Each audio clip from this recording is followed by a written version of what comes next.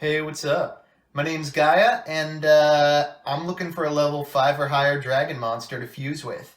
I'm into normal stuff like movies, TV, competitive jousting. However, nothing's more important to me than proper saddle etiquette. Now, it's been hard to practice during quarantine, but my roommates are generally understanding. So if you're a high-level dragon type monster, why don't we get together and see if we can make Gaia Knight the Magical Dragon Champion happen? What do you say?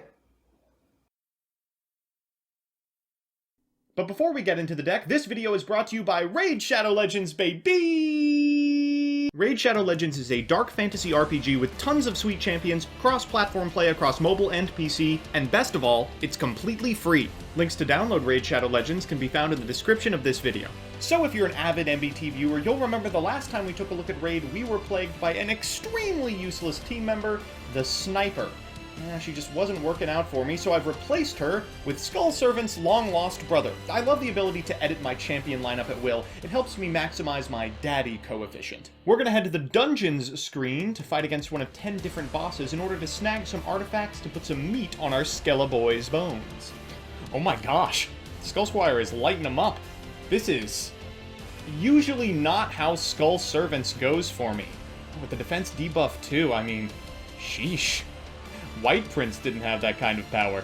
And a huge victory for my team. If you're on the fence about downloading, the daily login rewards program for new players has been doubled from 90 to 180 days. Each day you can claim your free rewards from energy refills, silver and gems, to shards, and a free barbarian legendary champion, Sile of the Drakes. You can find me in the game under the nickname MBT Yu-Gi-Oh! Go to the video description, click on the special links, and if you're a new player, you will get 100,000 silver, 50 gems, 1 energy refill, and a free champion, Adjudicator. Look at this champ you're getting for free. You will find your extra rewards here in your inbox for the next 30 days only. Again, links will be in the description below. And now, on to the video.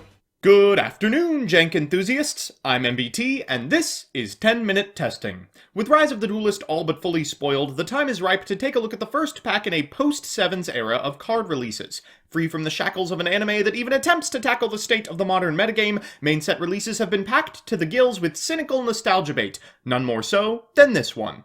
Let's take a look at Konami's most recent attempt to cheapen our childhoods, Gaia. Before we begin, if you're on the fence about subscribing, let me sweeten the pot for you. Click that button below the video and I promise never to upload a deck list as bad as Eldritch Baylordrock again. So here's the list and, set rotation and gateway together again at last. As always, I'll give you a background about the archetype, a little bit of a discussion about what I hope the deck can do, and of course the card by card. Gaia the Fierce Knight is a miserable card. A 7-star 2300 attack point monster that wouldn't see play in rush duels, it's now falling victim to Konami's slow march to make every single card Yu-Gi-Moto has ever searched on Rule34.pahil into a Tier 1 meta threat. Not judging. Just questioning their business practices a little, that's all. Gaia, along with its platonic friend Curse of Dragon, also has a fusion monster, Gaia the Dragon Champion. Now this is a card from back when fusion monsters were just a monster sitting on top of another monster, and the card doesn't do a whole lot except demand a 3-card combo for a 300 attack point boost. There have been a couple of attempts at giving these monsters an identity outside of Big Vanilla Man Hit Hard, but all they've come up with so far is that Gaia's trademark Big Ass Lance is used for piercing. Takahashian brilliance at work. Until now! Konami recently decided that if their design principle of print a new fusion monster and a fusion spell that makes the archetype worth playing worked for Relinquished and Ancient Gear, it might work for another series of laughably outclassed monsters. Gaia the Magical Dragon Champion is a boss monster in name only. Rest assured, this dingus will never be anywhere close to the means of production. He's got the ability to pop a card on the field for the low cost of a 2600 attack point decrease, and the ability to gain attack when he destroys a monster by battle. Think of him as a dystopia without the raw sex appeal. Of course, it'll be hard to set up that initial boost in order to get the ball rolling. Oh, but would you look at that? Spiral Fusion both increases the attack points of the 3rd generation of champions, and it gives it multiple attacks per battle phase. Wow! This is Neos Fusion levels of hand-holding here, folks. The remainder of the cards in the deck exist to set up hyper-consistent lines that result in a fusion summon of our purple Puncturer, as well as give us a bit of game going second. So with that, let's get into the card by card. Firstly, the Gaias. Now the mark of a good retrain is when it completely invalidates playing the old one entirely. Call up Baudrillard, we're really living on the map right now. We're going for 3 copies of Gaia the Magical Knight. This card can be normal summoned without tributing if your board's clear or your opponent's isn't, and summons a big honkin' dragon from your hand or graveyard. Next is 3 Cursed Dragon, Curse of Dragon, which is the target and adds a tribal spell or trap when summoned. We're also on 1 Origin Gaia, which is a free special if you already have both halves of your fusion and resets magical. 3 Nibiru starts our going second suite, which continues into the spells with 3 Pot of Extravagance, 3 Trials, 3 Dark Ruler, 3 Lightning, 2 Mine Insurance, and a Mind Control. For tribal spells, we're on 3 Spiral Fusion, 1 Spiral Spear Strike for when we draw Spiral Fusion, 3 Gateway to Chaos, 3 Charging Gaia, and Anti-Magic Arrows and Searcher all in 1 Terraforming, 1 Set Rotation, and 3 Infip. In the extra, we're on an Extravagance board of 3 Sky Galloping, the Spear Searcher, 3 Magical, 3 Phoenix, 3 Anaconda, and 3 Link Haribo. So with that, let's jump into the games. Our first match is up against a deeply troubled individual playing Psy-Frame Mech Knight. We're going first, which is terrible news for us. We aim to invalidate the massive resource disadvantage we will be at all times by ending the game before it matters. That's hard to do without a battle phase. Let's see how far we can get regardless. We're going to lead with a Charging Gaia to get a copy of Cursed Dragon, Curse of Dragon to hand, then we'll normal summon a Magical Knight, special the dragon, and use its effect for a Spiral Fusion. Upon activation, our opponent will reveal that they are just a sadistic young person, and will delta our fusion spell. We get to Thoughtseize them, and oh, only 1 spell? Well, if we can fade a draw step, they won't have columns, and what do you know, we did it with a Gamma. Okay, let's see if we can OTK this turn. We're going to activate Charging Gaia to get another copy of Cursed Dragon, we'll Tribute Summon it to get a Spiral Fusion, and Magical Champion makes its way to our side of the field. We'll attack directly for 52, but woefully not lethal. We'll pass it back to our opponent, who for turn draws a spell. They'll set a Terraforming and special Purple Nightfall. I'll Magical in response in order to destroy the Purple Nightfall, to which they will Terraforming for a Psy-Frame Circuit. They'll pass it back to us, and yeah, I bet one of those is going to be activated. We'll activate Magical on the Psy-Frame Circuit. They'll respond with a Gamma. That's absolutely fine with me because it activates in a new chain, allowing us to activate Cosmic Cyclone. From here, we can easily win because we'll be able to use Charging Gaia to get the other copy of Cursed Dragon, Curse of Dragon from our deck, Magical to special the one from graveyard back, adding a Spiral Spear Strike, fusing into our Magical, and attacking for lethal piercing damage. Our second match is up against MathMech, and I feel so badly for our opponent here. Imagine queuing up for a random on Edo Pro with a rogue deck and finding the only individual in the known universe who has also read the MathMech cards. Our opponent's going first, which is optimal for us. Hopefully we can find the choke point. They're going to lead with a copy of Cynet Mining. That's going to add a Diameter to hand. This is their new card. They're going to use Diameter to bring back Sigma and go to Alimbertion, using it for its intended purpose, adding a Nebula to hand. Next, they'll special summon an Addition and a Sigma from graveyard, and stop me if you've seen this before, Link Disciple into Devotee. They're going to trigger both of those effects, getting 2 tokens to their side of the field, and then 2 materials will go to the graveyard for Cyberse Wicked. Equation will bring back Addition, triggering Wicked, and afterwards they'll activate the effect of Alimbertion, triggering my Infinite Impermanence. Good luck with those materials. They'll link summon an IP Masquerena, set a Super Factorial, and pass. We draw Lightning Storm. The only thing I'm scared of is that back row, and unfortunately I had a reason to be scared of it. Super Factorial is a heck of a card. They're going to go into an Alimbertion with a Diameter proc. That means they're going to be able to negate something we do over the course of the turn. The first thing we have to do is threaten battle phase. So we're going to activate a Gateway to Chaos. That's going to get us a Magical, followed by a Set Rotation for a Charging Gaia. Charging Gaia will get us an Origin. We will special summon that copy of Origin, threaten battle phase, which triggers the copy of IP Masquerena for our opponent, going into an Avermax. We're going to Magical Knight for a Curse of Dragon, getting a copy of Spiral Fusion, which we will activate for Magical, and as we activate Curse of Dragon in the graveyard, they will negate with Alimbertion. Game should be over from here with Spiral Spear Strike. Our opponent can't activate things in the battle phase, so we can walk over all of their monsters for well over lethal. So it's time for game 3, and you know what that means, a best of 3 versus meta. Our opponent's playing, Invoked Eldritch. I'm already so sick of Eldritch, and I've only had to play against it once. Well, Nibiru usually doesn't do anything against this control deck, but if there's any variant that it'll be applicable against, it's Invoked. Our opponent's going first.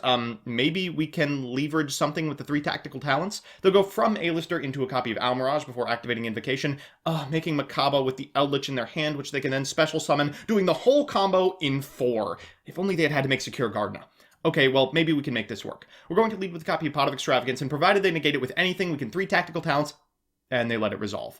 Fine. We'll go into Origin, we'll attack this Almirage, they'll activate the Almirage effect, but we still can't Tactical Talents because it was in the battle phase, not the main phase. They'll destroy our Origin with this copy of Conquistador, and I think this is likely the end of the game. They're going to go into an Almirage, activate another Invocation for a Purgatrio, activate Invocation to put that A-lister back in hand, and yeah, this is well over lethal. We're taking 25, 5, 23, and a boosted 3,500 attack points. Well, that was debilitating. Well, it's time for game 2, and as much as it pains me to say it, I don't think we can go first. We just have to hope our opponent doesn't open as explosively as they did last time. It looks like our prayers have been answered. There's no Mechaba in this opener. They're going to lead with a copy of Cursed Eldland, getting a Conquistador to hand, setting it, and daring us to make plays. Well, we'll do our best. First things first, let's fire off a Pot of Extravagance. They let it resolve despite having an Ash in hand, holding it for the Gateway to Chaos. Ah, too late, we already have everything. We're going to normal summon a Gaia the Magical Knight, special a Curse of Dragon, Cursed Dragon, and then fire off a Spiral Fusion, which gets us magical. We're going to activate Spiral Spear Strike and try to go to battle phase, to which our opponent will activate Conquistador and Sanguine, wheel Cosmic Cyclone the Conquistador, but they have the Solemn Judgment. This means they'll be able to special an Eldritch, and then special a Conquistador, destroying our only monster. Well, that's basically the end of the game. They rip a copy of Pot of Extravagance off the top of their deck, of course. Before activating Eldland, we can negate it with Impermanence, but only for one turn. Next, they're going to Magician Souls away a Palladium Oracle mana before activating Scarlet Sanguine for a Forever, switching that Eldritch to attack position and getting in for a fair amount of damage. We are dead on the next turn unless we make something happen. Origin is not going to do it. We'll Mind Con this copy of Eldritch. They're going to activate Forever. We at least get to normal summon the Origin, but they'll Solemn Judgment that in an amazing display of disrespect. For turn, they draw another Eldritch. They're going to activate Eldritch. They're going to activate the Grave Effect of Eldland, and then they will Tribute Summon the Eldritch before getting in. Origin can reset that one Eldritch's attack, which is not game-winning, but is funny. So we're back with the deck, and this is a frighteningly middling archetype to put on the cover of a pack. Getting shades of At Ignister here. Let's do the pros and cons. First, the pros. 1, say it with me, y'all, it's consistent. With 6 field spells that search the entire archetype, it is all but impossible to miss out on your major play, however mediocre the payoff might be. 2, players often aren't prepared for Charging's Battle Phase effect restriction. A lot of their interactive cards are specifically suited to dealing with your monsters as they become problems, and like a werewolf riding a large dragon, Magical is a completely innocuous card that only becomes an asshole when it's too late to stop. And 3, I feel like I say this every time we so much as look at Lightning Storm, but boy does going second feel good right now. Dark Ruler, 3 Trials, Nibiru, it is shocking to see the lengths you have to go to make going second good, but we're getting there. And the cons. 1, the deck's extremely one-note. It really only summons Magical, and if your opponent interacts with it with anything from Impermanence to Prohibition, you can't possibly win. 2, your opponent kind of has to accidentally leave their monsters in attack position. Against Eldritch, for example, even if things go perfectly, you just hit into defense position monsters like a moron. And 3, if you ever pass turn, you better hope that 1 pop is enough. I know that some of your brains were irrevocably destroyed by Trident, but a quick reminder that the good part of Zoo was that it didn't take your whole hand to set that up. All in all, this is shaping up to be one of the weakest cover archetypes of all time. I expect we'll get another wave of support, or else the special editions won't sell at all. So that's that. Thanks to my patrons, Meepmoto27, Tyler Slacks, Mika Reichman, Crispy, Sir Tachyon, Lucas Hansen, Schnappy, Lavender Lemonade, Gusto Secon, Siberian Rabbit, Michael Oskavark, Dan the Man Hoban, Blab, Blake Root, Standards Objective, Jeff Leonard, Emperor Stove, TJ Steakhouse, Pro Yugi Dad, Picnic Blasted, Burrito Man 93, Fighting Fang Wong, Donnie Fillerup, Adam Sundquist, Isaac Jackson, Second, Lucas Geardas, Adam Trevino, Adrian Broad, Distrin, and others. If you like my videos, please consider subscribing. And if you want to be part of the process, consider following me on Twitch as well. See you next time.